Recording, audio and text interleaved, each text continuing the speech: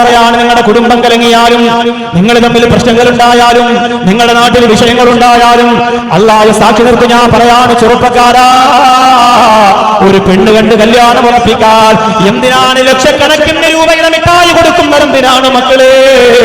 ലക്ഷക്കണക്കിന് രൂപയുടെ മിഠായി കൊടുക്കുന്നതെന്തിനാണ്? അതാരാണ് നിങ്ങൾക്ക് അറിയിച്ചു തന്നത്? അതെവിടെ നിന്നാണ് കണ്ടുപിടിച്ചത്? എന്റെ പ്രിയപ്പെട്ടവരെ, എനിക്കറിയില്ല. അത് കൊടുത്തു കൊടുത്തു കൊടുത്തു കൊടുത്ത് ഇന്ന് കണക്കില്ലാതെ കൂടിയിരിക്കുകയാണ്. എന്റെ സഹോദരിമാര് കാത്തിരിക്കുകയാ. എന്തെങ്കിലും ഒരു കോമാളിത്തരവും ഒരു കോപ്രായവും ആരെങ്കിലും ഉണ്ടാക്കാൻ വേണ്ടി കാത്തിരിക്കുകയാ. അതിന് എവിടെ നിന്ന് പണമെടുത്താലും കുഴപ്പമില്ല. പലിശയ്ക്ക് പണമെടുപ്പ് ചെയ്യുന്നവരില്ലേ, കടം വാങ്ങിയിട്ട് ചെയ്യുന്നവരില്ലേ? ഈ തലശ്ശേരിയിലും മാഹിയിലും കുഞ്ഞിപ്പള്ളിയിലും അഴിയൂരുമുള്ള പാവപ്പെട്ടവർക്ക് മക്കളുടെ കല്യാണം നടത്തണ്ടേ? പാവപ്പെട്ടവർക്ക് മക്കളുടെ കല്യാണം നടത്തണ്ടേ? മാന്യമായി ജീവിക്കുന്നവർക്ക് മക്കളെ കല്യാണം നടത്തണ്ടേ? ഇന്ന് മുട്ടായി കൊടുത്തില്ലെങ്കിൽ കല്യാണമില്ലാത്ത പോലെയാ. ഇന്ന് മുട്ടായി കൊടുത്തില്ലെങ്കിൽ കുടുംബത്തിൽ നിന്ന് പുറത്തായവരെ പോലെയാ. നാളെ മുട്ടായി കൊടുക്കലാണ് വരണമെന്ന് പറയുമ്പോ നമ്മളാ ശല്യക്ക് വരൂല എന്ന് പറയുന്നവരെ നോക്കിയിട്ട് നിങ്ങൾ കുടുംബത്തെ കുറ്റപ്പെടുത്തുന്നവരാണ്, കുടുംബത്തിൽ കുത്തിത്തിരിപ്പുണ്ടാക്കുന്നവരാണ്, കുടുംബത്തിൽ പരിഹാസമുണ്ടാക്കുന്നവരാണ് എന്ന് പറഞ്ഞവരെ മാറ്റിവെക്കുകയാണ്. എന്റെ പ്രിയപ്പെട്ട അഴിയൂരുള്ള മുസ്ലിമേ, എന്റെ സ്റ്റേജിലിരിക്കുന്നവരോട്, സംഘാടകരോട്, മുതിർന്നവരോട്, ചെറുപ്പക്കാരോട്, രക്ഷകർത്താക്കളോട് പറയുകയാണ്, അല്ലാഹുവിന്റെ ഹബീബ് ഹൃദയത്തിന് വേണ്ടേ ഞാനും നിങ്ങളും നിസ്കരിക്കുന്ന ഇബാദത്ത് അല്ലാഹു സ്വീകരിക്കണ്ടേ? സൽക്കർമ്മങ്ങൾ അല്ലാഹു കബൂലാക്കണ്ടേ? ഈമാനുള്ള ചെറുപ്പക്കാരാ, ഇസ്സത്തുള്ള ചെറുപ്പക്കാരാ, ആ കോമാളിത്തരത്തിന് ഞാൻ നിൽക്കൂലെന്ന് നീ നിർബന്ധമായി പറയണം മോനെ. ഇത് ഞാൻ പറയുമ്പോ ചില ചെറുപ്പക്കാർ പറയും, മുട്ടായി കൊടുക്കൽ അവസാനിച്ചാൽ ഇയാൾക്ക് സമാധാനമാവോ? ബാക്കി എന്തെല്ലാം കോപ്രായങ്ങൾ നടക്കുന്നുണ്ട്. നിങ്ങൾ എന്തേ മുട്ടായിക്കെതിരെ മാത്രം പറയുന്നു? ഒന്നല്ല പ്രിയപ്പെട്ടവരെ, അത് ചെയ്യാനും ആളുണ്ട്, അത് ചെയ്യാനും ആളുണ്ട്. ചെറുപ്പക്കാരൻ ഞാൻ വിളിച്ച് ചോദിച്ചതാണ്, നിനക്ക് തലയ്ക്ക് സുഖമില്ലേ? വരിവരിയാ പോവുകയാണല്ലോ. അവനുണ്ട്, അവന്റെ ഭാര്യയുണ്ട്, അവന്റെ സഹോദരിമാരുണ്ട്, അവന്റെ കുടുംബത്തിൽപ്പെട്ട മുഴുവൻ സ്ത്രീകളും അണിഞ്ഞൊരുങ്ങിയിട്ട് മിഠായി തലയിൽ വെച്ച് കൊണ്ടുപോകുമ്പോ മൊബൈലിലൂടെ ഇങ്ങനെ ഒപ്പിയെടുക്കുകയാണ്. ഞാൻ ചോദിച്ചു, നിനക്ക് തലയ്ക്ക് സുഖമില്ലേ? നീ എന്തിനാ പിന്നെ പ്രസംഗം കേൾക്കാൻ വരുന്നത്? നീ എന്തിനാ പിന്നെ നിസ്കരിക്കാൻ പോകുന്നത്? നീ എന്തിനാ പിന്നെ മെസ്സേജ് അയച്ചിട്ട് ഞങ്ങൾ നിങ്ങളെ ഇഷ്ടപ്പെടുന്നൊരവസ്ഥാറ്, നിങ്ങളുടെ പ്രസംഗം കേൾക്കുന്നവരവസ്ഥാറ് എന്നൊക്കെ പറയുന്നതെന്തിനാ? ആ ചെറുപ്പക്കാരൻ പറയുന്നു, ഉസ്താദേ, ഇതിൽ എനിക്കൊരു പൈസയും ചിലവില്ല. ഞാൻ ഞെട്ടിപ്പോയി, റബ്ബേ, എനിക്കിതിലൊരു പൈസ ചിലവില്ല. ഇതൊരു കമ്പനി കൊണ്ടുവന്ന് ചെയ്യും. അവർ ചെയ്തിട്ട് പോകുമ്പോൾ മുട്ടായി നമ്മൾ ഉപയോഗിക്കുന്നില്ല. അവർ ചെയ്തിട്ട് പോകുമ്പോൾ സ്പോൺസർഷിപ്പാണ്. നമ്മുടെ കുടുംബത്തിൽപ്പെട്ട ആരെങ്കിലും അതിന്റെ പൈസ കൊടുക്കും, കൂട്ടുകാർ കൊടുക്കും. മുട്ടായി നമ്മൾ ഉപയോഗിക്കൂല ഉസ്താദേ. അത് കൊണ്ടുവന്ന് ഇങ്ങനെ ചെയ്തിട്ട് ആ മുട്ടായി കൊണ്ടുപോകും. നാളെ അടുത്ത വീട്ടിൽ കൊണ്ടുപോയി കാണിക്കാം. അങ്ങനെയാണ് ചടങ്ങായി. അപ്പൊ അങ്ങനെയായി, ഇപ്പൊ അങ്ങനെയായി വരികയാണ്. അല്ലാഹുവേ നീ കാക്കണേ പടച്ചോനെ. എന്റെ സഹോദരിമാരോട് പറയാൻ, എന്റെ പെങ്ങന്മാരോട് പറയാൻ, ഈമാനുള്ള മോമിനത്തുകളായ സഹോദരിമാരോട്, പെൺകുട്ടികളോട് പറയാണ്, മക്കളെ, നിങ്ങൾ വിചാരിച്ചാൽ നിങ്ങളുടെ കല്യാണം അല്ലാഹു ഇഷ്ടപ്പെടുന്ന രീതിയിലാക്കാൻ പറ്റും. നിങ്ങൾ വിചാരിച്ചാലേ പറ്റും. നിങ്ങൾ വിചാരിക്കുന്ന ചെറുക്കന്റെ കൂടെ നിങ്ങൾക്ക് ജീവിക്കാൻ നിങ്ങൾ എന്തെല്ലാം അടവുകളാണ് ഉപയോഗിക്കുന്നത്? ഉമ്മയോട് വാപ്പയോട് അള്ളാഹുവിന് വേണ്ടി നിങ്ങൾക്ക് ഒരു ഹിക്മത്ത് ഉപയോഗിച്ചൂടെ? അള്ളാഹുവിന് വേണ്ടി ഇങ്ങനെ ഒരു കോമാളിത്തരത്തിന് എന്റെ ഉമ്മയും വാപ്പയും കൊണ്ടുനിന്നാൽ ഞാൻ ആ വിഷയത്തിൽ നിൽക്കൂല എന്ന് ഈമാൻ ഉറച്ച് തന്നെ പറയണം. വേണമെങ്കിൽ നഫീസത്തുൽ മിസ്രിയ റളിയല്ലാഹു അൻഹ ഒരു ഫാത്തി ചോദിക്കും. എന്നിട്ട് തന്റെ ഇടത്തോടെ തീരുമാനമെടുത്തു. ഉമ്മമാരോട് പറഞ്ഞു മനസ്സിലാക്കി കൊടുക്കാൻ, ഇനി വളർന്നു വരുന്ന മക്കളെ നിങ്ങൾക്ക് കഴിയും.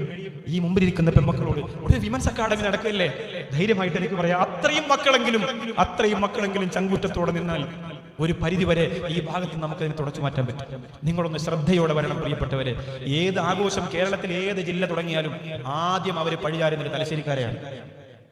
എവിടെ ഏവൻ തുടങ്ങിയാലും മതി, തിരുവനന്തപുരത്ത് തുടങ്ങിയാലും പറയണത് തലശ്ശേരിക്കാരെയാണ്. അതെന്താന്ന് എനിക്കറിയില്ല.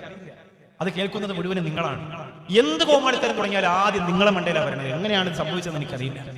അതുകൊണ്ട് നിങ്ങളുടെ ഭാഗത്ത് എന്തെങ്കിലും അങ്ങനെ സംഭവിച്ചിട്ടുണ്ടെങ്കിൽ 100% ഒഴിവാക്കണം. ഞാൻ ഈ അടുത്ത സമയത്ത് ഈ തലശ്ശേരിയിൽ ഒരു മാതാവിനെ ഇങ്ങനെ ചുമന്നുകൊണ്ട് നടക്കുന്ന ഒരു മകന്റെ ഒരു വീഡിയോ കണ്ടിരുന്നു. അപ്പൊ അവിടുത്തെ കുറച്ച് ജമാഅത്തുകാരെയും സംഘടനക്കാരൊക്കെ ഞാൻ വിളിച്ചു വന്ന് അന്വേഷിക്കാൻ വേണ്ടി. കാരണം ആ മാതാവിനെ സ്നേഹസാഗരം എടുത്തോളാം, ആരും നോക്കാനില്ലാതെ കൊണ്ട് നടക്കാണ്, ഇങ്ങനെ തലയെ വെച്ചിട്ട് ഇങ്ങനെ നടക്കുന്ന ഒരു ചിത്രം കണ്ടപ്പോൾ സങ്കടം തോന്നി. ഇപ്പൊ തലശ്ശേരി ടൗണിലായിരുന്നു. അപ്പൊ കാണുന്നതൊക്കെ പെട്ടെന്ന് തന്നെ ഇടപെട്ട് എന്തെങ്കിലും പരിഹാരം ഉണ്ടാക്കാൻ വേണ്ടിയിട്ട് ഞങ്ങളെ കൊണ്ട് പറ്റുന്ന വിധത്തിൽ ശ്രമിക്കുന്നുണ്ട്. നിങ്ങൾ ശ്രമിക്കണം. ലോകം എവിടെ എത്തി നിന്നു നിങ്ങൾ ആലോചിക്കണം. നിങ്ങൾ ഇങ്ങനെ കോടിക്കണക്കിന് രൂപയുടെ മിഠായി എറിയുമ്പോൾ ഒരു ബിസ്ക്കറ്റ് കിട്ടിയ ഫലസ്തീന്റെ കുട്ടിയുടെ കണ്ണിന്റെ കണ്ണീര് നിങ്ങൾ മറന്നു പോകരുത് എന്റെ പ്രിയപ്പെട്ട.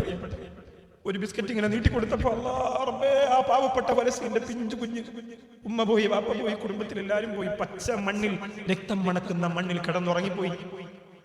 സൂര്യരശ്മികൾ ഇങ്ങനെ മുഖത്തടിക്കുമ്പോ കണ്ണ് തുറന്നു നോക്കുമ്പോൾ ഒരാൾ ബിസ്ക്കറ്റുമായിട്ട് നിൽക്കണം. ആ ബിസ്ക്കറ്റ് വാങ്ങാൻ 2 കൈയും ഇങ്ങനെ നീട്ടി വരുന്ന പിഞ്ചുവാലിനെ നിങ്ങൾ ഓർക്കണം. വഴിയോരങ്ങളിൽ ഒരു നേരം തന്നത്തിനു വേണ്ടി കഷ്ടപ്പെടുന്നവരെ നിങ്ങൾ ഓർക്കണം. പാവങ്ങളെ നിങ്ങൾ ഓർക്കണം. പ്രിയപ്പെട്ടവരെ, അവരെ നിങ്ങൾ ഓർക്കണം. സ്നേഹസാഗരത്തിലേക്ക് എം പി അബ്ദുൽ സമദ് സമദാനി സാഹിബ് വന്നപ്പോ സമദാനിക്ക് ബൊക്കെ കൊടുത്ത് സ്വീകരിക്കാൻ വേണ്ടിയിട്ട് ഞാൻ നിശ്ചയിച്ചിരുന്നത് മാഹിർ എന്ന് പറയുന്ന ചെറുപ്പക്കാരനല്ല, പറയൊക്കെ ആയി. ഇസ്ലാമിലേക്ക് കടന്നു വന്ന് നോക്കാൻ ആരുമില്ലാതെ തിരുവനന്തപുരം ടൗൺ പള്ളിയുടെ ഓടയിൽ മറിഞ്ഞു വീണ് തളർന്നു കിടന്ന രോഗിയായ പാവപ്പെട്ടവൻ, ശരീരം നിറച്ച് കറുത്ത ഉണ്ണികളുള്ള മാഹിർ, ആരുമില്ല സഹായിക്കാൻ. അവിടുത്തെ ഉസ്താദ് വിളിച്ചു പറഞ്ഞു, ബാക്കവി സാഹിബെ ഒന്ന് കൊണ്ടുപോകും, വെള്ളിയാഴ്ച പൈസ പിരിക്കും, അടുത്ത വെള്ളിയാഴ്ച വരെ ആ പൈസ കൊണ്ട് ജീവിക്കും. ഞങ്ങൾ ആ സഹോദരനെ എടുത്തുകൊണ്ട് വന്ന് കുളിപ്പിച്ച് മുടിയൊക്കെ വെട്ടി താടിയും മീശയൊക്കെ വൃത്തിയാക്കി അദ്ദേഹത്തിന് ഭക്ഷണം കൊടുക്കുമ്പോഴൊക്കെ ഛർദ്ദിക്കുകയാണ്. തിരുവനന്തപുരം മെഡിക്കൽ കോളേജിലേക്ക് പെട്ടെന്ന് കൊണ്ടുപോയി. ഒരു തരം ആഹാരം കഴിക്കുന്നില്ല, ഒക്കെ ഛർദ്ദിക്കണം. ഡോക്ടർ പറയാണ്, അരി ആഹാരം ഉള്ളിലേക്ക് പോയിട്ട് ഒരുപാട് കാലമായി ഉസ്താദേ, അതുകൊണ്ടാണ് ഒമക്റ്റ് ചെയ്യുന്നത് എന്ന് പറഞ്ഞപ്പോ നെഞ്ചു പൊട്ടിപ്പോയി. അള്ളാന്റെ പരിശുദ്ധ ഇസ്ലാമിലേക്ക് കടന്നു വന്ന ഒരു പാവപ്പെട്ടവനാണ് സഹോദരങ്ങളെ. നമ്മൾ പുതിയ ഇസ്ലാം എന്ന് പറഞ്ഞുകൊണ്ട് നമ്മൾ സീലടിച്ച് വിട്ട് പറഞ്ഞു വിടും തണ്ടാൻ. നമുക്കിതിനൊക്കെയല്ലേ പറ്റുള്ളൂ. ഇതൊന്നും ചോദ്യം ചെയ്യാൻ ആളില്ല, ഇതൊന്നും കുറ്റപ്പെടുത്താനും ഇതിനൊക്കെ തീരുമാനമാക്കാനും ആളില്ല. ഒരു മഹലിൽ അടി ഉണ്ടാക്കാൻ, മദ്രസയിൽ അടി ഉണ്ടാക്കാൻ, നാട്ടിൽ ഫിത്ന ഉണ്ടാക്കാൻ, ഒരുപാട് വിഷയങ്ങൾ പ്രശ്നങ്ങൾ ഉണ്ടാക്കാൻ ആളുകളുണ്ട്. ഇത്തരം കാര്യങ്ങൾ നമ്മൾ ഏറ്റെടുക്കണം. പ്രിയപ്പെട്ടവരെ, മനസ്സറിഞ്ഞിട്ട് പറയാണ്, എന്റെ പെങ്ങന്മാരെ, ഒരിക്കലും നിങ്ങൾ ഈ മുട്ടായി വിതരണത്തിന് വല്ലാഹി റബ്ബ് സത്യം ഇനി നിങ്ങൾ കൂട്ടുനിൽക്കരുത്. എന്ത് സംഭവിച്ചാലും ഞങ്ങളില്ല എന്ന് പറയണം.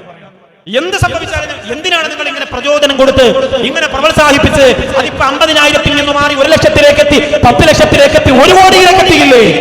1 കോടിയിലേക്ക് എത്തിയില്ലേ? ഞാൻ പറഞ്ഞു വരുന്ന വലിയ ചെറുക്കാണെന്നൊന്നല്ല ഈ പറഞ്ഞു വരുന്നത്. നിങ്ങൾ ഈ ആവശ്യമില്ലാത്ത ഓരോ സാധനം ഉണ്ടാക്കിയിട്ട് അതിനെങ്ങനെ വളർത്തിക്കൊണ്ടുവരികയല്ലേ? അത് തുടങ്ങിയവർക്ക് എത്രയാണ് അതിന്റെ അദാബ് വരാൻ പോകുക?